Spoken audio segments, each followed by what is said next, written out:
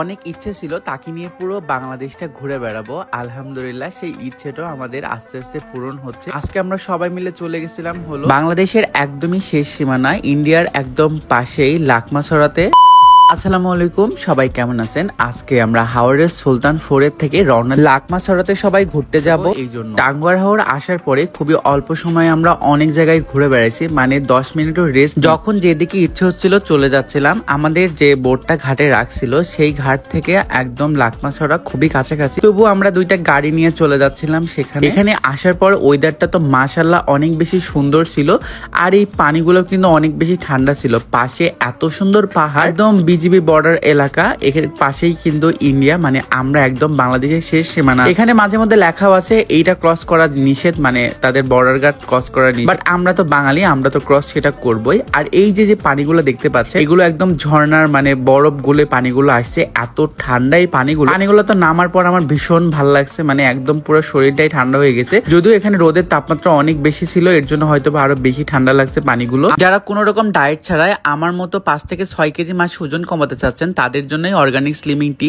1 glass পানির সাথে 1 চামচ পাউডার, 2 থেকে 3 মিনিট জাল দিলে এই চা হয়ে যাচ্ছে। এন্ড সকালে এবং রাতে খালি পেটে খাইতে হবে। শুধুমাত্র মিষ্টি জাতীয় খাবারগুলোকে একটু অ্যাভয়েড করতে হবে। যে কেউ এই চা খাইতে পারবে, কোনো রকমের সাইড ইফেক্ট নাই, শুধুমাত্র প্রেগনেন্ট আপুরা বাদে। প্রেগনেন্সি 2 থেকে 3 মাসের মধ্যে আবারও এই চা খাইতে পারবে। আশা তো সকাল সকাল আমার জন্য ঘুম থেকে ওঠার পরে আগে চা রেডি করে দিচ্ছে। মাশাআল্লাহ আমি অল্প সময় অনেক ভালো রেজাল্ট পাচ্ছি। চাইলে আপনারা এটা ট্রাই করতে পারেন। ইউনিক কালেকশন ফেসবুক পেজ থেকে সবসময় এটা আমি নিয়ে থাকি, যেটা ক্যাপশনে পেজ মেনশন করা আছে। চাইলে এখনই অর্ডার করে ফেলুন আর আপনি স্মার্ট, স্লিম এন্ড সুন্দর হয়ে যান। আমি তো শুরুতে পা ভিজাই মনে হচ্ছিল এখানে আজকে গোসল করবো, বাট মাত্র গোসল টোসল করে আমরা এখানে আসছি, এর জন্য নামি। সবাই জাস্ট পা ভিজাচ্ছিল, মানে গোসল কেউ করেনি। যারা আগে গোসল করেনি তারা এখানে দেখে অনেকে গোসল করতেছিল। পানি কম, বাট পানিগুলো অনেক বেশি পরিষ্কার ক্লিন ছিল।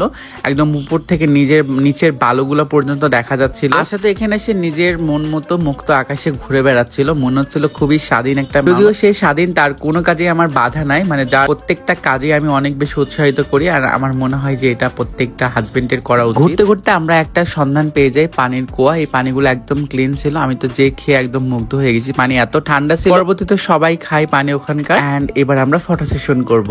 আমাদের এই ওয়েদার আর এত সুন্দর মোমেন্ট যদি একটু স্মৃতির পাতায় না রাখি তাহলে কেমন হয় বলেন? দুজন মিলে বেশ ভালো সময় পার করতেছিলাম। এন্ড গ্রুপ ফটো তুললাম, সিঙ্গেল ফটো তুললাম, এন্ড দুজন রোমান্টিক ফটো সেশনও করলাম। এখন কাছে টাকা না থাকতে পারে, বাট শরীরের একটা শক্তি আছে, এর জন্য এত বেশি ঘুরে বেড়াই আমরা সবসময়। যাই হোক, ঘোরাফেরার শেষে আমরা যখন চলে আসতে লাগি তখন ওয়াজিহা আম্মুর সাথে দেখা হয়। এন্ড ছোট্ট একটা পাকা বুড়ি, মানে মাশাআল্লাহ এত সুন্দর করে সে কথা বলতে।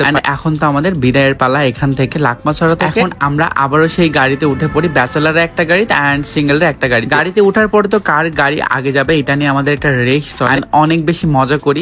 ফাইনালি আমাদের গাড়ি ক্রস করে সাপুদের গাড়ি চলে যায়, এন্ড পরবর্তীতে আমাদের গাড়িটাই ফার্স্ট পজিশনে চলে যায়। এটা নিয়ে আমরা অনেক বেশি মজা করতে করতে চলে আসি হলো নীলগিরি লেকের পাশে। এই নীলগিরি লেকের পাশটা মাশাআল্লাহ অনেক বেশি সুন্দর ছিল। আমাদের এই ট্যুরটা অনেক বেশি মাশাআল্লাহ সুন্দরভাবে কাটালাম। পরবর্তী ভিডিওটা আরো বেশি ইন্টারেস্টিং। পরবর্তী ভিডিওর জন্য ওয়েট করেন। ভালো থাকেন, সুস্থ থাকেন, দেখা হচ্ছে পরবর্তী কোনো ভিডিওতে। আল্লাহ হাফেজ।